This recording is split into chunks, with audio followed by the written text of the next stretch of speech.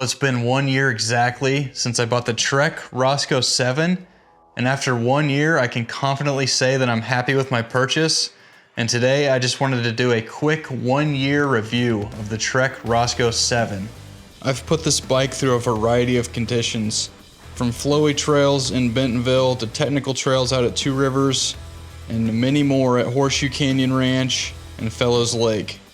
Here's my breakdown of how the Roscoe 7 has held up over the past year. Performance and handling.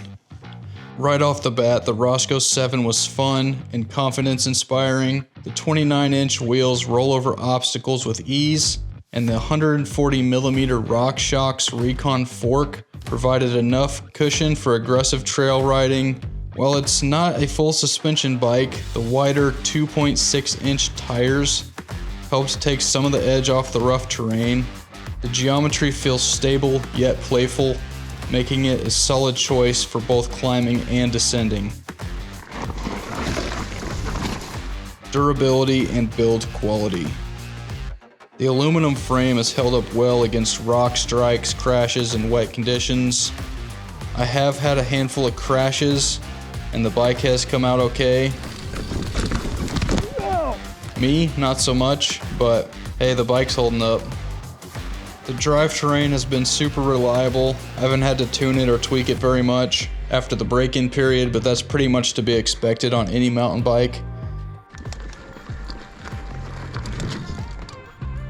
Climbing and descending. For a hardtail, the Roscoe 7 climbs well. The slack head tube angle gives confidence on descents, while the steep seat tube angle keeps you in a good position for climbing. I'd say I got a ton of testing out while I was riding at Horseshoe Canyon last summer, because it's pretty steep terrain, lots of climbing. I've only done a handful of modifications and upgrades to this bike. The first thing I did was put pedals on it. I put these orange race face Chester pedals with the metal spikes, and I highly recommend getting a good pair of mountain biking shoes. It's pretty essential when it comes to keeping your feet on the pedals, especially while you're in the air. I also installed some orange grips and an orange water bottle cage. So not only is the Trek Roscoe 7 great after 1 year, there are a few things that I've learned that you need to keep with you while riding. First of all, of course, is water, and I recommend getting a water bottle attached to your bike. That way you don't have to take your pack off and get water out. That or a Camelback, I've done that before too. The second thing I'd recommend picking up is a good day pack. This one's specifically made for mountain biking, but I mean any pack would probably do. I have used this air pump more times than I can count, so highly recommend getting one of these.